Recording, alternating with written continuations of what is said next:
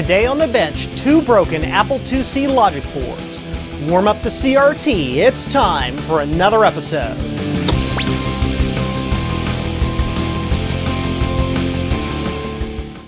Okay, today on the bench we're going to be doing what I call the double IIc quick fix. I've got 2 Apple IIc logic boards that I've got sent in from my good friend Javier Rivera. He's like, Joe, can you fix these? And I'm like, okay, I will try. And I did a very quick look at both of them before digging into them. I think they're both going to be fairly easy to fix. So let's go ahead and see if we can speed fix them. So this is the first board. It is a 1983 revision Apple IIc. Looking at this board, a lot of the RAM chips have been desocketed and repopulated over here. So that is a thing. And there's a bodge wire here, but I think that is a factory bodge. And then I was looking at the back of this board. And yeah, there's lots of crusties. Lots of crusties right in here. Let's see if we can get up a little closer for you. Lots of crusties with those sockets. And I'm not sure what happened there. But we're going to take a look and see what could be the problem with this. So let's go ahead and get things plugged in. So the first thing is I need the power supply unit for my Apple IIc for diagnostics, and that's what this is here. We'll get that in the board. I've got video here, which goes to this monitor so you can watch it live while I'm doing it. I've got a keyboard with a keyboard extension cable that I've made so I can use it outside of the machine, or outside over to the side here. And that's hooked up, and then we need the actual power connector, which is hiding over here somewhere. There is my power. So that is plugged in. So let's turn this on and see what it does. Random garbage on the screen that's all changing around and stuff. So first things first, I'm just checking for hot chips to make sure that none of the chips are overheating or anything like that. And they are not. And what happens if I try to reset this? So it does do things when I reset it. And you can see too, it's like it says check disk drive and stuff. So it's like sort of working. Every once in a while too, you'll see kind of the remnants of Apple II or Apple IIc up in here. And that really makes me think that what is going on with this is just a RAM problem. And based on what I saw with those sockets, it stands to reason. So let's play with these. You see that? I'm just jiggling some of these sockets here that were messed with. And it's changing the status of the machine.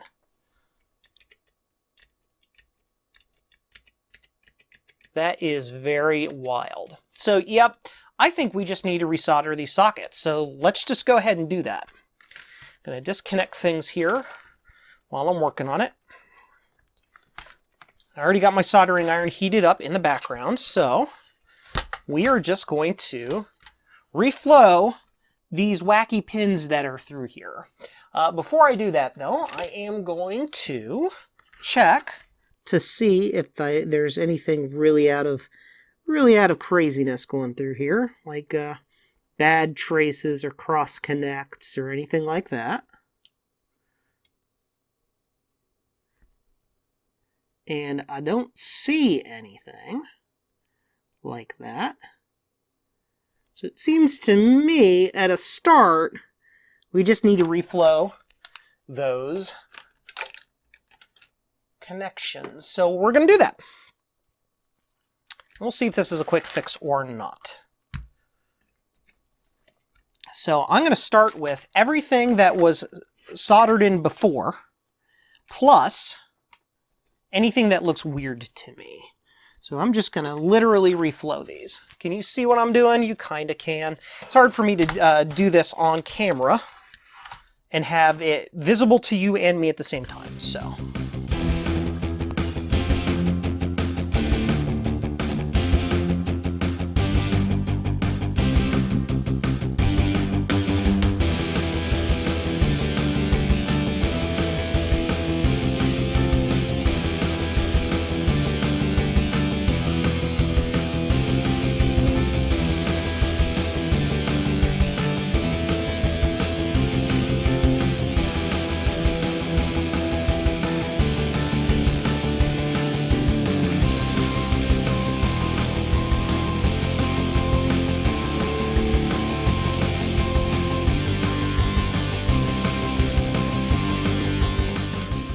almost done with these solder points.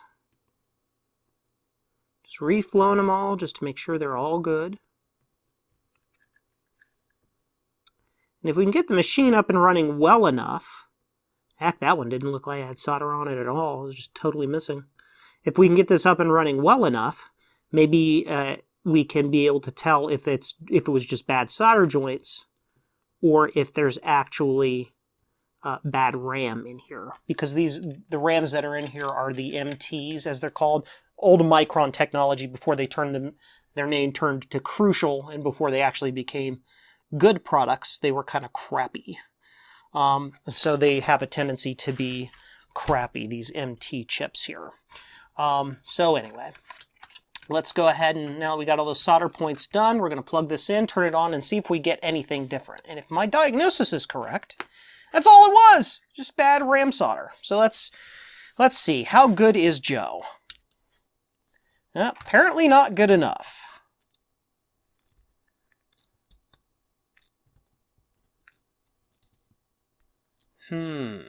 So we're going to have to do a little bit more diagnostics on that. Still broken, of course. I went ahead and took some RAM out of a known good 80-column expansion card that had removable RAM chips and shoved them in the sockets where the chips had been socketed / resocketed. When I pulled a couple of these out, I could tell that these were the ones that had been soldered in those places before. Yeah, looking at the sockets from the top, they don't look like they're in very well, and sometimes when I squeeze down on them and play around with them, the stuff on the screen changes sometimes, but not all the time.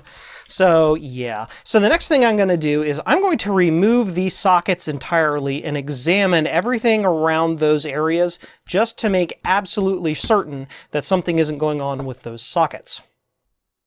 So while I was at it, I decided to go ahead and just pull out all the RAM and socket it, because that gives me the option to troubleshoot individual chips of RAM through the basic power on sequence and then other diagnostic tests down the road, instead of trying to figure out, well, is it one of the socketed or one of the in-board RAMs and blah, blah, blah, blah, blah. Anyway, so I'm glad I took those out, because as I was digging through this, I found a couple little glitches. This glitch number 1 right in here, where is it? Right here. Some scratch traces in there. Those all look fine. They actually look like the traces are still there, but I'm going to tone those out, of course, to make sure they are all okay. And as we slide across, we get to this right in here. So yeah, trace pulled. And this was one of those chips that the socket was replaced on. So I think what happened here is somebody had a bad chip, they socketed it to replace it, then found out that their tests still weren't passing, and then they punted it. That would be my guess. And then Javier got it, and he's like, Joe, fix it. So that's what we're doing. So now I'm going to do a trace repair on this wire right here. Then I'm probably going to actually, and do this off camera, I'm going to very meticulously go through all of these lines and make sure they all connect through correctly. Fix that, socket everything, and then test with a completely good set of RAM that I know is good to ensure that we've got everything working correctly. All right, so I went ahead and got all those sockets put back in there, and I have populated this machine with a known good set of RAM from this 80-column expansion card, because that's the only 4164 RAM I have laying around at the moment. But we're going to go ahead and turn it on now and see if this fixed our issue. Yay! Can you see? Apple IIc. So now what I can do, because I now have a known good set of RAM, I can go through all of the RAM that was originally in this, swap them out one by one, and see which of the original RAMs were good. And then, of course, after that, we have to go up here and test the auxiliary RAM. So I'll get on that. I'll bring you back when I find something. You can tell by the number of iterations there that this thing has been running the Apple IIc diagnostics for about 24 hours now. Ran that many iterations with no failures, so that means board number 1 is completely good. And as a matter of fact, it has all of its original RAM that came out of it still in it. So awesome sauce. So I guess the next thing is to get the next board, or the next Apple IIc board, on the bench and see what's wrong with it. All right, here's the second board all set up and ready to go to take a look at it. So let's pop in the diagnostics disc, see if we can boot to a disk. Turn it on. Well, let's turn the monitor on real quick and then see what happens. Well, it looks like it's booting up just fine. Okay, well, I don't see any problems here. I'm not sure what the issue is with this, other than I was told it was completely dead. So I'm going to select some diagnostics tests. We'll run the tests, and if everything goes wonky, I'll bring you back. Actually, wait just a second. You may be able to see this. The light on this is staying on. The disk is continuing to run. It shouldn't be doing that.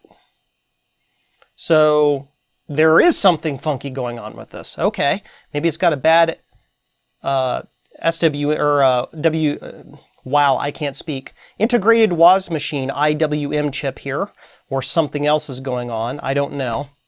And it's possible that this chip was swapped for diagnostics because it's in a socket. And these are not normally socketed in the 1986 version of these boards. Interesting. Anyway, so I'm going to go ahead and pick some tests here. I'm going to, pick the ROM interrupt and the RAM tests. Those are the basic board tests. I'm going to tell them to loop until they fail and then execute and see what happens.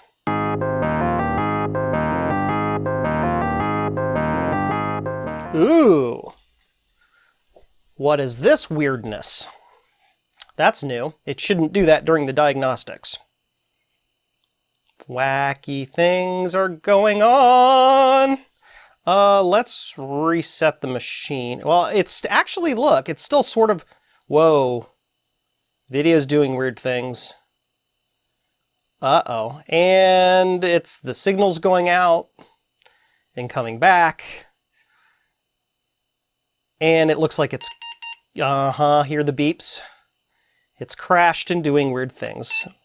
Ooh. And did you hear that? Did you hear that last beep it made? It was a lower pitch.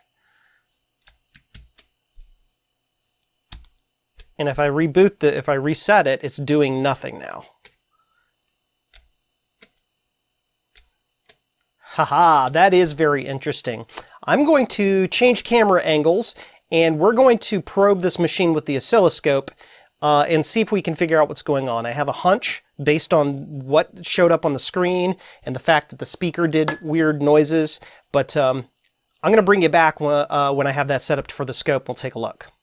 Okay, I got everything set up here, and I got the oscilloscope set up over there, and I'm tied in, so I should be able to scope everything out. Now, before we dig into this with the scope, I want to talk a little bit about my logic behind what I think is going on. I believe that there is a timing problem with the computer, and here's why I think that. To dig into that, you have to understand a little bit about how the Apple II and a lot of computers of that early microcomputing era work when they're generating video. The Apple II is basically split into two parts. Part one is the actual computer itself, which on the Apple IIc is really easy to see. It's this section right here for the most part. And then there's a second section, which is up in here, which generates the video. And these two sections run mostly independent of each other. When you have a computer problem, a RAM problem, a keyboard problem, any of those problems, you still get something on the screen. It may be garbage, but it'll be nice, clean garbage, and you'll actually get video on your screen here. It may just be total gobbledygook, but it'll show up.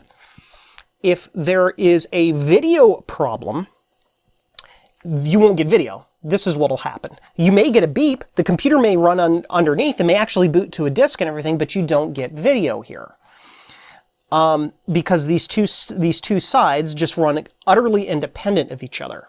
However, when you get something where it looks like both sides are affected, there's only really two things that can cause that. One is RAM, because the video talks to the RAM to show what's on the screen, and the computer talks to the RAM in order to tell it to put stuff on the screen. So that area is shared. The only other part between these two things that is shared is the timing. The machine is set up, or really the computer part is set up to be in lockstep with the timing of the video. not the other way around. Everything around this machine is timed so that that video screen shows up crystal clear and perfect at all times. Well, if that timing is all messed up, you're going to get some of the things that we saw. First off is when the video died, and when it started to die, you could actually see the stuff on the screen, like the pixels of the individual characters would be skewed off from each other, and they went left and right like this, and the screen went blah, blah, blah, blah, blah. It jiggled, which means that it was losing timing lock for generating video signals. The video signals for just any video generation system have to be like dead on perfect in order for it to lock to the screen. If they're jiggling like that, there's something wrong with that. The second thing that led me to think about it being a timing issue was the fact that that very last beep, when the machine was finally crashing, that this made was of a lower pitch than normal and a longer duration. Instead of being beep, it was beep, which means that the timing of this entire machine was jacked up. That means that the CPU's timing was getting a lower clock than it needed to, because the CPU is what controls the pitch and the duration of anything coming out of the speaker. And the timing is messed up for the video because the video is not locking. Okay, so how do we diagnose this? How do we dig in to see what these timing issues are? Well, this is where you have to know a little bit about the computer you're diagnosing.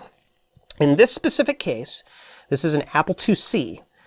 99% of the timing of the Apple IIc is generated in a single chip, and that is this chip right here called TMG for timing. It is basically a PAL 16 R8CN. It is a programmable array logic chip that replaces about 10 or 15 chips from an original Apple II or Apple II Plus. They concatenated a lot of the timing magic, the counters, the NAND and gates and arrays and all of that stuff into a single chip in order to greatly reduce the cost of making it and also to greatly simplify the design and layout of the machine. I mean, this is a portable Apple II. They've got to compress things down to make it fit. So now it could also be the master timing crystal. The main crystal, the 14.31818 megahertz crystal right here that generates the master clock for even the PAL to run. So it could be that as well. And this diagnostic process is generally the same for any of those original Trinity PCs, whether it's the Apple II, the TRS-80, a PET, anything like that that has this duality of the PC or the computer itself and the video state machine. You can use the same diagnostic thought to separate that out and determine, okay, where it is. So anyway, I'm rambling on, but basically we need to check the signal coming out of the 14 megahertz clock to make sure it's good. Then we have to test the signals coming out of the HAL chip, or the PAL chip here that does all of the timing, all of the master timing for all of the clocks in this machine, and see where this fault is. Now, if you know a little bit about the Apple IIc, or if you know, or if you have the schematic for the Apple IIc, you can figure out what signals are supposed to be on what pins on this HAL. But for the most part, we don't really have to worry about that. All we have to do is see, is it getting the 14 megahertz clock in, and is it giving any other clocks out? So let's switch over to the scope here and figure that out. So I believe pin 1 on this is the main clock in. If you look right there, yep, 14 megahertz. And that is nice and solid, which that's telling us right there. Those little skips are probably because of bad ground. Yes. That's probably telling us right there that the master quartz crystal is working fine. Great. So let's go ahead and probe across the rest of these pins and see if we're getting any other timing coming out of this chip. Pin 2 is oscillating, is like sort of sometimes oscillating, sometimes not, but it's mostly kind of floating around negative voltages. That's the 3.58 megahertz clock. That's the probably the color burst reference. That one seems to be okay. Pin 4 is floating. Pin 5 floating. Pin 6 floating. 7 floating. 8 floating. 9 floating. 10 is ground. 11 ground. 13 floating. 14, floating. 15, ground. 16, floating. 17, very, very floating. 18, floating. 19, ground. Oh, I'm off by 1. This is 19 here. 19 is ground, and 20 looks like VCC, or 5 volts. So we are only getting one frequency out of that chip, and that's the color burst frequency. We know we should be getting a 1.024-ish clock signal for the CPU, and a couple of other timing signals like vertical blank, horizontal blank, and some other stuff out of this chip to make the video work. And we are getting exactly squat. So that means I am 95% certain that this PAL chip is dead. Let's actually probe the clock on the CPU as well. I can tell you right now the CPU is not getting any clock because it's stone cold. It should be warm. It should be clocking. Let's see here. Where's the clock on this? Pin 38? Yeah, it's not doing anything. It's completely and utterly dead. There is no clock on the CPU. So I am almost certain that this chip is bad. Now, how do we test this? Well, this is kind of a special Apple chip. It is an off-the-shelf PAL chip, but it has the HAL name, HAL 16R. That means they had the manufacturer of the PAL chip pre-burn it from the factory before getting it. But that doesn't mean we can't replace this chip. The first thing we need to do is to remove this chip and put another compatible chip in here that's already programmed that we know works, just to see if it fixes the problem. Pretty easy and straightforward to do, because an Apple IIe uses this exact same timing chip. The exact same thing. The part number is slightly different. It's 3410170 in an Apple IIe, but the logic inside the chip is directly identical. So we can put that from an Apple IIe in here. I happen to own a couple of those, and in the Apple IIe, they're socketed. So it means that we can pop them straight out, put a socket in this board, put that chip in this board, and see what happens. If that happens to fix the problem, then we have to tackle the trick of getting a replacement chip for this. And we will tackle that once we cross that bridge. But right now, let's get this chip out, put in a socket, put in the chip from an Apple IIe, and see if it fixes our problem. Well, it looks like I diagnosed the problem wrong, because I got that chip out of my Apple IIe into the Apple IIc here, and it didn't fix the problem, as you can see on screen. You leave it running for a while and eventually gets glitchy, goes wacky, and everything fails. The disk drive continues to run and all of that. And I think I know exactly how I misdiagnosed it. So to show that, let's go to the schematic. So here's the Apple IIc schematic, and here is the chip that I thought was the chip in question, the TMG, or timing PAL. But as we found out that this is not the actual problem. If we go back and look at some of the signals that are happening with this chip, we can see that pins 1 and 2, of course 2 being one of the chips that, or one of the signals that is dead on this, or actually it looks really low and really weird. It doesn't quite look right. If we remember, it was very, very, very, very deflated or suppressed in the input. That actually, you can see by the arrows right here, that is an incoming signal, just like the 14 megahertz clock is. Now here is the color reference, the color burst reference on pin 3, and that goes out fine. But if we look at some of these other signals that were coming out of that should have had something coming out of them. Yeah, like nothing was occurring. We weren't getting anything on those. So let's go back to this. Now, since this was an input signal, then this is that 7 megahertz input signal, and it was severely suppressed. I think we should focus on that. So if we take this right here and we go to, I believe it's on page 4, which is somewhere around here.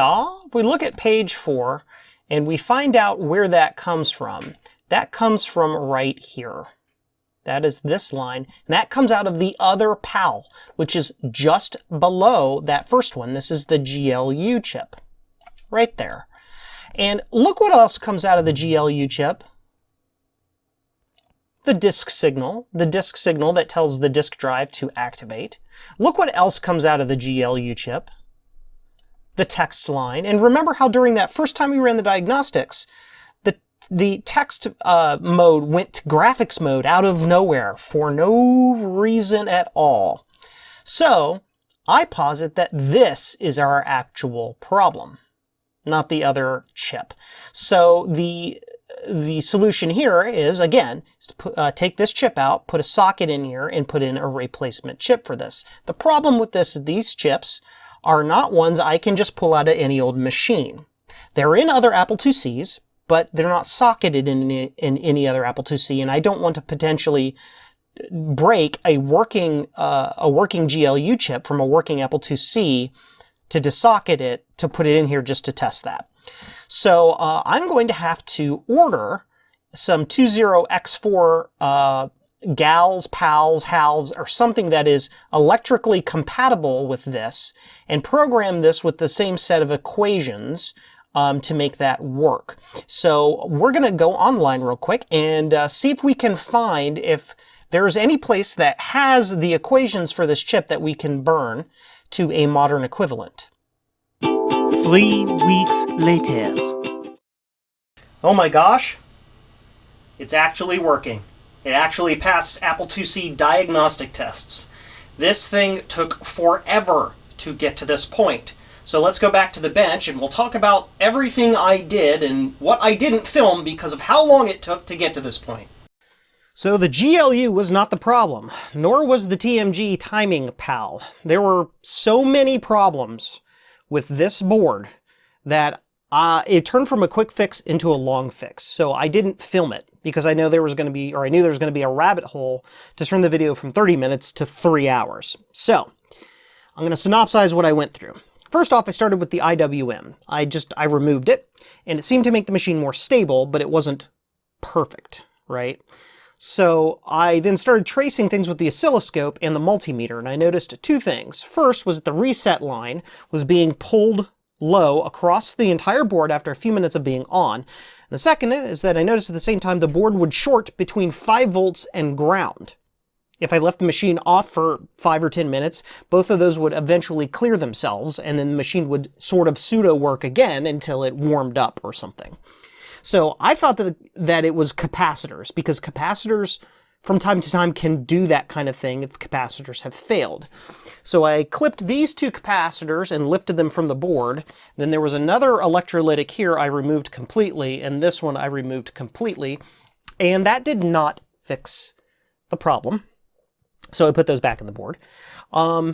And then I started just poking around on the board. Literally, I'm like feeling chips to see if they're warm, and I'm pushing down on things and doing stuff like that. And when I got to the IWM socket, that if I pressed on it or tweaked it or lifted up on it or did stuff like that, the issue would, I would say it would change. It did not fix the machine, but it made it less unstable, if that makes sense. Like, the video would go completely dead, but if I would play with this, the video would come back and stuff like that. It was the weirdest thing. So I removed the IWM socket entirely, and I noticed a couple things. First off, on the top side of the pins under the socket, basically right here between the socket and the top side of the board, there was a ton of crusty solder on here, especially back here on those pins. And I don't know, somebody socketed the IWM thinking they were going to fix a problem and made it worse. I'm not sure. But they definitely made the board worse, because when I removed that socket, I found a couple of bad traces on the board that were ripped off that I did not pull out. They were that way.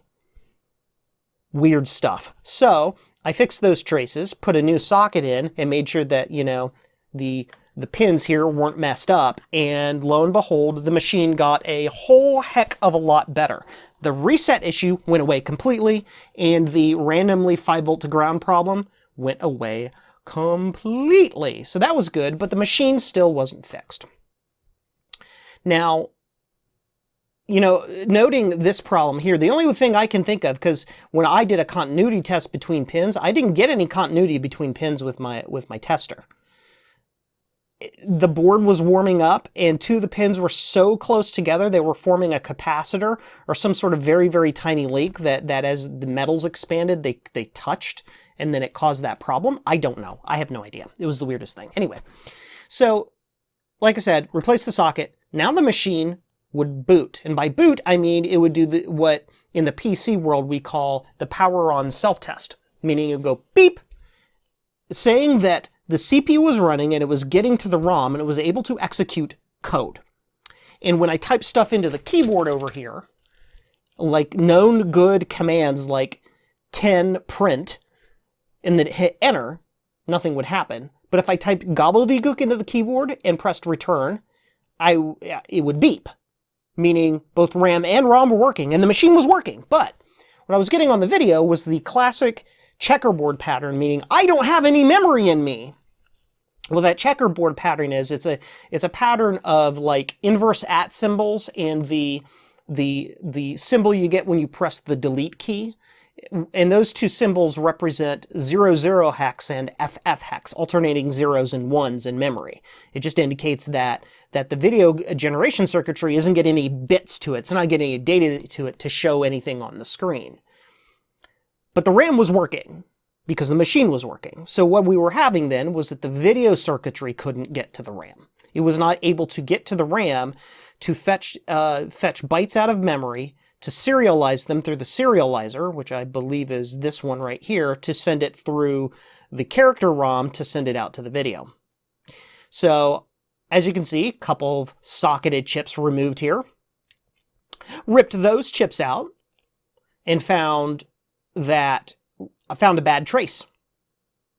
Apparently from the factory, unless somebody removed these chips before and put them back in but didn't socket them, because these chips looked like they were factory soldered in place, but I found a bad trace on the video latch.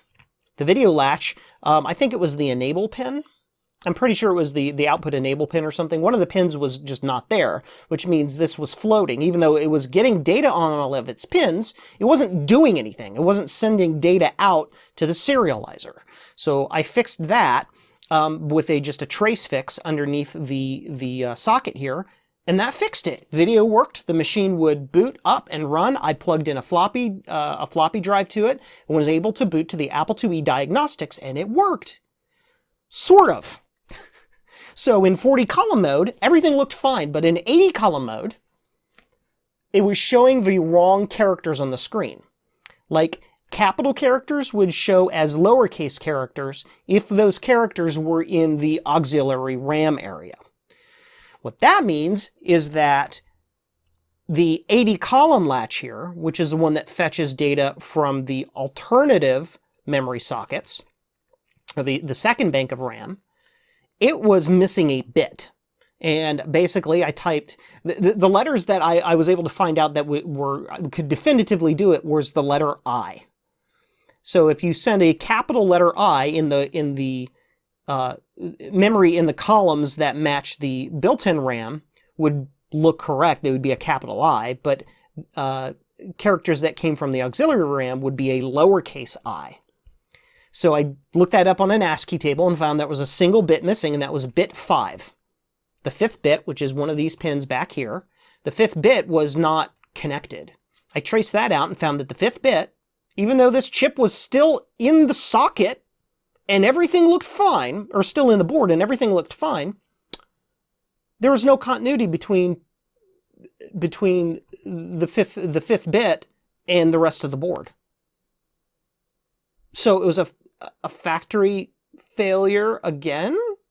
It was, I don't know. And then the trace looked good, everything looked perfect, but it didn't have any continuity. So I ran a bodge on the back side of the board between this chip and this chip on pin 5 because they're on the 5th bit because they're supposed to be connected. Lo and behold, that fixed everything.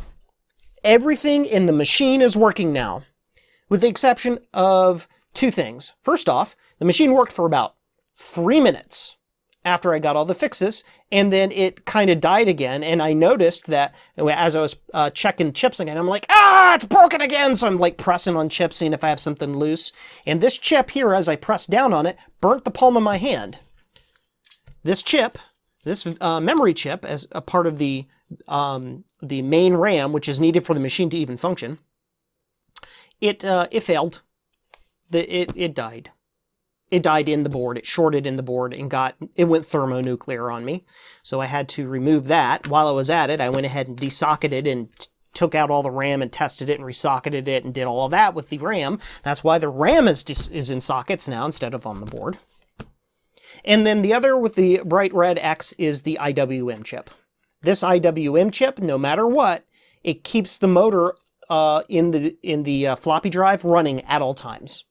I thought that was a symptom of something else on the board. No, that's just a symptom of the IWM. The IWM is bad.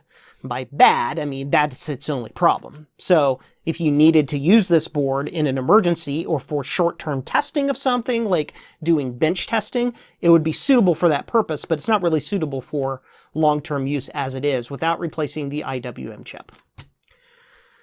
Wow, that was a flippin' rabbit hole that I went down. Something I thought was going to be a quick 5-minute fix of replacing a single chip ended up being desocketing the entire board and testing every flipping trace all over the place until I got it fixed. But the good news is it's completely fixed now. Well, what was going to be a short fix ended up being a long fix. But when it's something like this that you love as much as I do, time means nothing. Thanks for hanging out with me today. Remember to like, subscribe, and ring the bell to stay up to date on my latest adventures. You can also support the museum by snagging some merch at jcm-1.com or going over onto Patreon and supporting me that way. Links in the description. Well, that's all for today's episode. While you're here, check out some of my other videos, and remember, 8 bits are all you need.